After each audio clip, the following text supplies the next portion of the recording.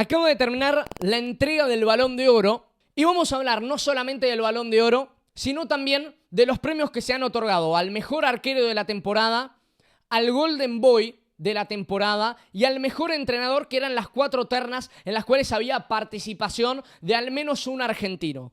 Voy a empezar hablando de manera rápida del ranking. Yo creo que en un principio el ranking del top 5 de la temporada podía ser previsible, podía ser lógico, pero en ese top 5 Lautaro Martínez tenía que estar. Voy a partir de esta premisa, que es la siguiente. Desde la salida de Messi de Europa, y esto lo entiendo como argentino, el argentino busca constantemente instalar una figura como estrella del fútbol mundial. Y ahora es Lautaro Martínez el que ubica ese lugar, el que se ubica en ese lugar de ser el argentino mejor posicionado en Europa. Pero yo creo que el único indiscutible es él. Porque el Dibu Martínez enamora propios y genera el odio de extraños, porque es tan genuina su actuación adentro y afuera de la cancha, que si lo tenés de tu lado, lo amás, y si lo tenés en contra, no lo querés ver ni en figurita. Y me parece bien también por la posición que representa, porque el arquero muchas veces tiene eso en la sangre. Ser alguien que para el equipo rival tenés que ser una amenaza, tenés que incluso generar intimidación, como el Dibu Martínez hace en los penales, y para el equipo propio tenés que ser una seguridad. Y Dibu Martínez es una figura especial. Yo creo que es el mejor arquero del mundo hace rato es el mejor arquero del mundo, y hoy es el primer arquero en la historia en ganar en 2 oportunidades seguidas, en 2 años consecutivos, el premio Lev Yashin. Y lo tiene bien merecido. Lo tiene bien merecido porque el Dibu Martínez es un arquero que revolucionó el puesto, que así como hemos tenido figuras que han jugado con los pies, que han instalado, por ejemplo, la utilización de guantes y tantos otros elementos y características del arquero que podemos nombrar, el Dibu Martínez, le gusta a quien le guste, revolucionó el puesto, desde figura como atajador de penales, como incluso también figura y personaje afuera del terreno de juego. El Dibu Martínez es un antes y un después para lo que es la línea cronológica de arqueros y el estilo de juego de arqueros de aquí en adelante, sobre todo para los arqueros argentinos. La temporada 23-24 del Dibu Martínez fue fenomenal. El año pasado casi no había recibido goles con la selección argentina, de hecho recibió solamente los 2 que le convierte Uruguay en un solo partido en la Bombonera. Después, en todos los restantes, terminó con la valla invicta defendiendo el arco de la selección argentina. No solamente eso, voy a leer los logros del Dibu en la temporada. Fue el único arquero nominado al Balón de Oro, como si fuese poco. Fue el único arquero nominado en esta gala al Balón de Oro. No al mejor arquero, al Balón de Oro. Al mejor jugador de la temporada, Dibu Martínez fue el único nominado, lo cual también sería insólito el que no aparezca en un 11 ideal, que ya he visto a muchos posicionándolo en redes sociales. Y además el gran mérito con el Aston Villa, que termina cuarto en la Premier League, lo que significa desplazar a 2 equipos del famoso Big Six y colarse dentro de los mejores 4 de la Premier, consiguiendo una clasificación histórica a la Champions por primera vez en este siglo XXI. Si nos vamos a trasladar al plano de la selección argentina, Dibu Martínez atajó 6 partidos con la selección argentina en la Copa América y registró 5 vallas invictas. Le hicieron gol en un solo partido y fue un solo tanto, que fue contra Ecuador, que encima después el Dibu Martínez cede un gol y se termina reivindicando siendo figura en la tanda de penales. Una tanda de penales en la que erró Messi, una tanda de penales en la que Di María no había entrado, por lo cual el golpe anímico del equipo argentino era casi mortal. Y apareció el Dibu Martínez para decir, hey, tenemos a el mejor del mundo arriba, yo soy el mejor del mundo abajo de los 3 caños. Y por eso el Dibu Martínez se lleva el mérito al ser el mejor arquero de la temporada. Fue clave en la tanda de penales con el Lille. De hecho, después lo terminan recompensando con un mural en las inmediaciones del Villa Park. Termina siendo clave en la Conference e incluso en el partido de ida de las semifinales con Olympiacos. No ataja a Dibu Martínez, ataja a Robin Olsen. Se termina comiendo 4 el Aston Villa, pierde 4-2 de local. Y en Grecia, bueno, termina también sentenciando la serie el equipo de Grecia.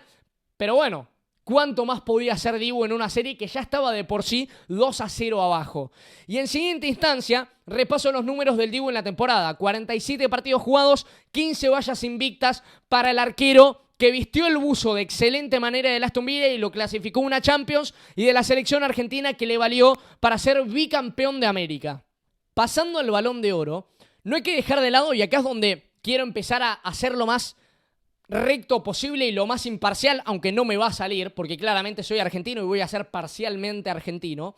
Yo creo que el ganador del Balón de Oro es dentro de todo merecido. Después vamos a hablar de minuciosamente todas las actuaciones del Balón de Oro. Pero más allá de eso, yo creo que Lautaro no está tan lejos. Y lo dije en el arranque del video, yo creo que Lautaro estuvo dentro de los mejores 5 jugadores de la temporada, lo que significa también estar dentro de los 5 mejores jugadores del mundo, sabiendo que Lautaro perdió contra el egocentrismo europeo. Perdió contra el egocentrismo europeo porque en la revista France Football, y por ende en la gala del Balón de Oro, hay una consideración que es una máxima. La Champions le gana a la Copa América y la Champions le gana a la Eurocopa. Porque te voy a repasar la temporada de Lautaro. Fue el máximo goleador de la Copa América y además aportó un gol en la final. Fue el máximo goleador con 24 tantos, campeón y mejor futbolista de la Liga Italiana, además de que también levantó la Supercopa Italiana. Hace poquito también se convirtió en el máximo goleador extranjero en la historia del Inter de Milán, con 133 tantos en 291 partidos jugados. ¿Qué puedo hablar de un futbolista que tuvo una temporada descomunal, desarrollándose de impecable manera en todos los frentes? Dije que no iba a hablar del pasado, pero lo voy a utilizar de contexto, sabiendo que fue finalista de la anterior Champions League, de la anterior, no de la de esta temporada, sino de la 22-23. Y en la temporada 23-24, ¿sabes lo que le hace perder el Balón de Oro?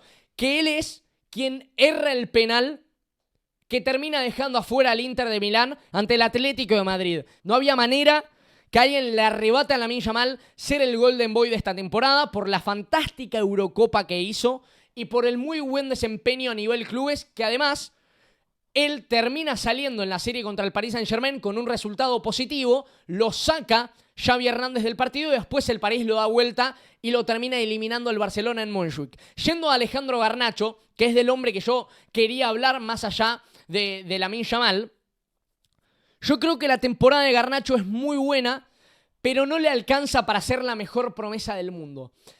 ¿Por qué apunto a esto? Garnacho tuvo una temporada muy mala del Manchester United, no de él, sino de su equipo. Una temporada en la que no peleó la Premier, en la que a nivel internacional el Manchester United, si te pregunto qué competencia jugó, a menos que lo hayas seguido no sabés, porque no jugó la Champions, y la verdad es que en el plano internacional, no te digo que dio lástima, pero estuvo ahí de dar lástima. Fue un Manchester United donde, si uno lo comparaba con los otros equipos de la Premier, también terminó quedando relegado por la pelea al título, ni hablar del abismo de diferencia que le sacan el City y el Arsenal en el plano local. Y Garnacho, a pesar de toda esa temporada, fue ternado junto a Kobe Mainoo y otras figuras también que no han tenido en sus equipos buenas temporadas. Y Alejandro Garnacho fue una de esas figuras que de todas maneras se enalteció, de todas maneras sacó a relucir su buen presente y fue la figura del equipo. Si vos me tenés que preguntar quién fue la figura del Manchester United, Alejandro Garnacho. ¿Y sabés dónde lo termina demostrando? En la final que le gana al Manchester City. Le gana con gol suyo, le gana con protagonismo de Alejandro Garnacho, y lo único que hace que no le pueda discutir directamente a Lamine Yamal es que en la Copa América fue un total suplente que ni siquiera le alcanzó para ganar minutos en distintos partidos. Garnacho solamente arrancó de titular contra Perú y después prácticamente no tuvo participación con la selección argentina, y eso yo creo que lo termina dejando bien relegado a un segundo plano, porque analizar la temporada y los 365 días de julio del 23 a julio del 24 de Garnacho termina siendo meritorio por un crecimiento tremendo de Alejandro Garnacho, pero que no terminó de explotar en la selección argentina, y es el único atenuante que lo deja un poco relegado en la pelea al Golden Boy. Y en última instancia vamos a hablar del entrenador, que básicamente me voy a tener que remitir a todo lo que dije a lo largo del video. Para mí Lionel Scaloni hoy es el mejor seleccionador del mundo. Tuvo una buena actuación en la Copa América, porque gracias a él Argentina, por ejemplo, le gana la final a Colombia en una misma ventana, mente a los dos responsables de ganar la final ante Colombia, a Paredes y a Lautaro Martínez. Pero yo creo que la Copa América no sé si la alcanza en esta ocasión. Porque si voy a hablar de la Argentina en la Copa América, no voy a ser para nada pesimista, pero hay que ser realista. Se enfrentó en un torneo en donde todas las selecciones le querían ganar. Yo creo que en ningún partido la selección argentina fue inferior al rival. Pero sí hay que entender que no fue la misma selección que deslumbró futbolísticamente en el Mundial de Qatar, por ejemplo.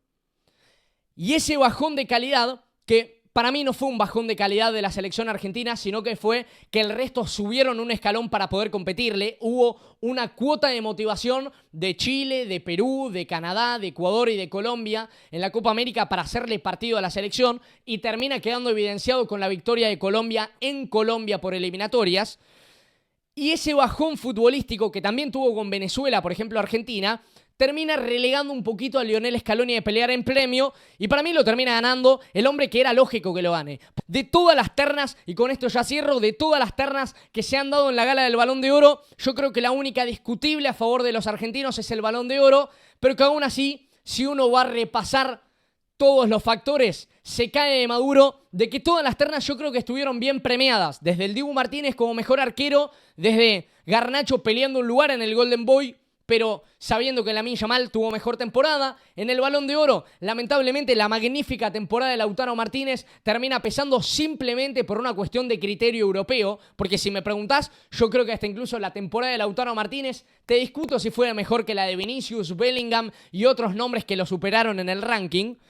Y en última instancia, Scaloni, que yo creo que lo único que lo termina dejando relegado a Scaloni con el resto de entrenadores es que Scaloni termina quedando muy en el pasado del Mundial, que el Mundial mata todo. Espero que te haya gustado la reacción, te voy a esperar en más videos de este estilo, con el fútbol, los jugadores y la selección argentina como flamantes protagonistas. Decime si coincidís con cada una de las ternas y para vos, ¿quién va a ser el próximo argentino que figure en la primera plana europea? Chau, felicidades. Chau, felicidades.